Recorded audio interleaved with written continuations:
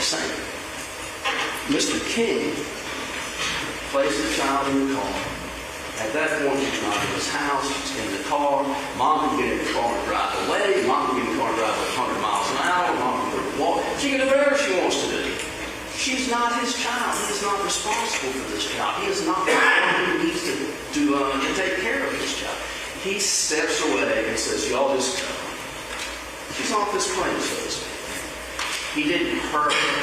He didn't cause her to be hurt. As a matter of fact, as the solicitor conceives, he thought the engine was running, the air conditioning was going, and she was off his claim. He'd seen nothing in the grievous powerful background to cause him concern that she wasn't able to care for her child, or in some way she was going to allow her child to hurt, or that the child was in danger because her mother was there. And her mother had a child. And as the solicitor stated, she'd always ride on Rita. And I'm not sure you could do it.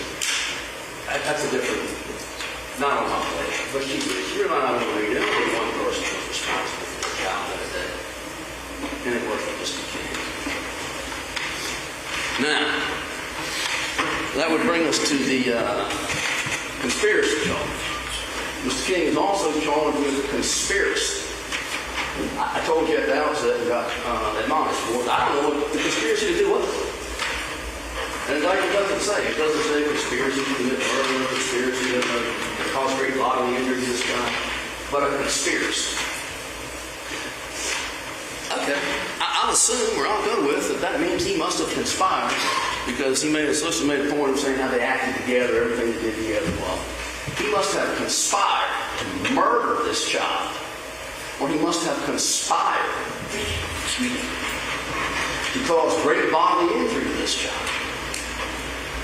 I'll tell you what conspiracy means. His Honor's going to tell you shortly, but just so I don't get it wrong. Conspiracy is defined as the combination between two or more persons for the purpose of accomplishing a criminal or unlawful object, or an object neither criminal or unlawful by law. So basically it means conspiracy is defined as the combination between two or more persons for the purpose of accomplishing a criminal act. So he's alleging that Mr. King has conspired with someone to murder this child. Now, if you look up the word purpose, Google this, it'll tell you it means intention. The judge's purpose here today is to rule on matters of law and ensure that the defendants get a fair trial. The judge's intention here today is to rule on matters of law and ensure that the defendants get a fair trial. So, we can substitute that word and say a combination between two or more persons with the intention of accomplishing a criminal act.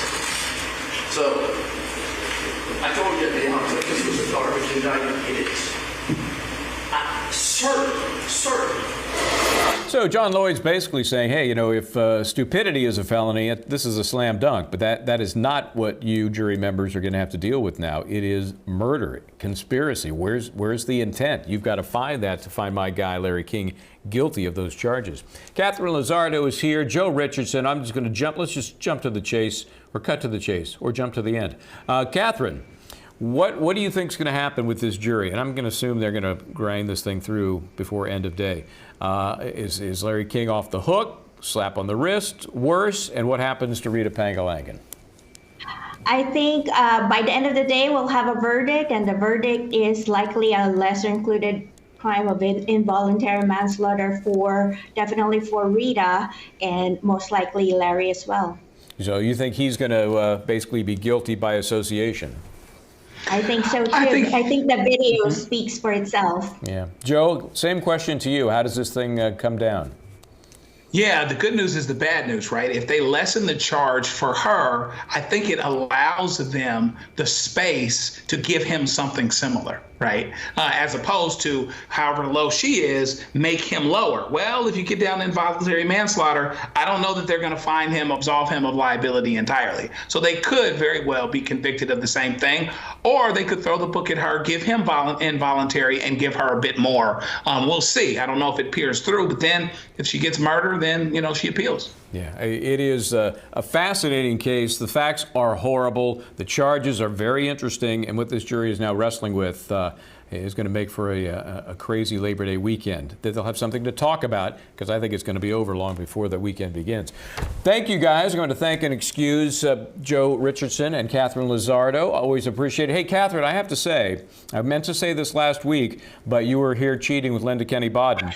Well, she and I switched shifts. But I saw your TEDx, and it was tremendous and, emotional and helpful and informative. And so congratulations on that. People should check that out. Just look up Catherine Lizardo, TEDx. Does it have an official title?